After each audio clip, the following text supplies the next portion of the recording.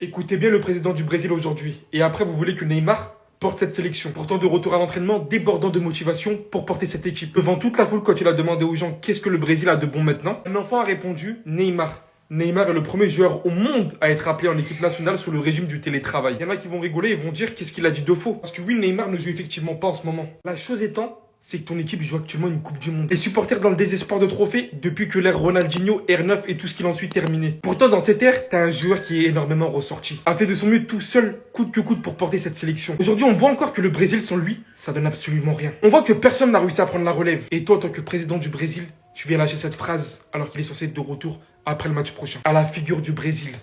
Neymar, celui dont les supporters attendent, celui dont même ses coéquipiers l'attendent. On l'a vu hier les images. Comment ils étaient tous contents de revoir Neymar à l'entraînement collectif. Le président du Brésil qui lui dit ça, vous vous rendez compte? On voit la complicité que Macron a avec Mbappé. Bah lui, Neymar au Brésil, il a le droit de se faire allumer par son propre président. En disant qu'il n'est là absolument pour rien faire, qu'il sert à rien. Vous avez vu son entrée? Arrêtez de forniquer. Arrêtez de forniquer. Arrêtez d'être des fornicateurs, s'il vous plaît. Hein? Soyez des gens normaux.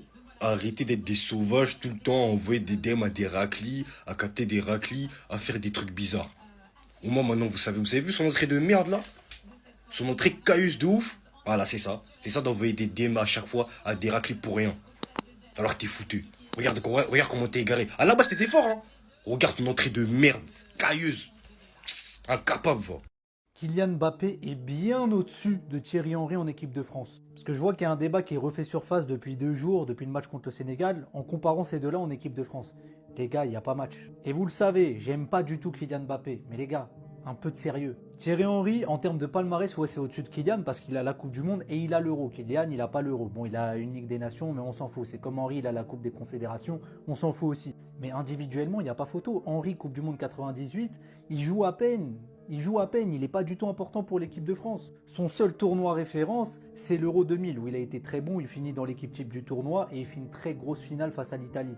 Et après, tu as la Coupe du Monde 2006 où il met son but face au Brésil, mais il fait pas du tout une grande Coupe du Monde. Kylian, les gars, premier tournoi majeur, 19 ans, 2018 avec l'équipe de France, il est trop fort, doublé contre l'Argentine, but en finale, etc. C'est un acteur important. Coupe du Monde 2022, est-ce que j'ai besoin de l'évoquer? Même si à la fin il ne gagne pas, il termine meilleur buteur, il met un triplé en finale de Coupe du Monde, archi mémorable. Et aujourd'hui, c'est le meilleur buteur de l'histoire de l'équipe de France. Je suis désolé de vous décevoir, les nostalgiques, les pros Thierry Henry.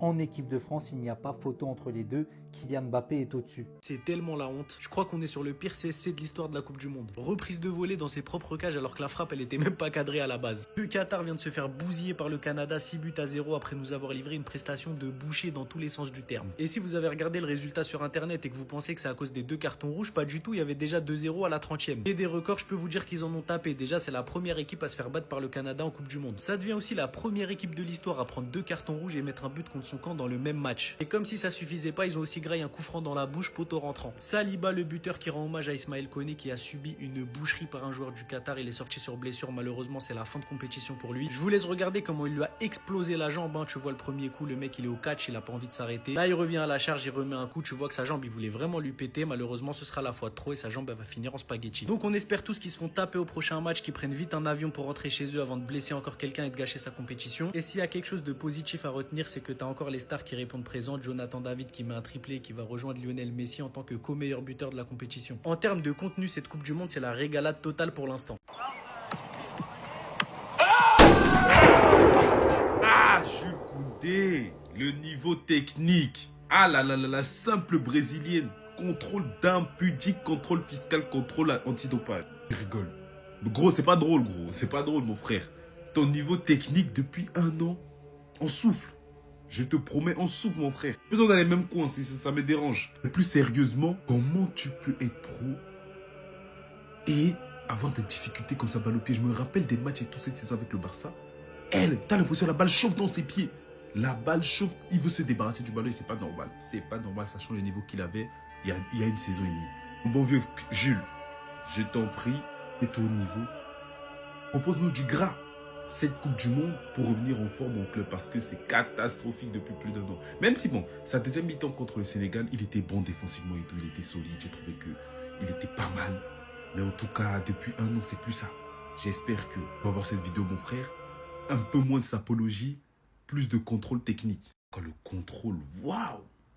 Un scammer, ce mec, avec des pieds. Un scammer impudique.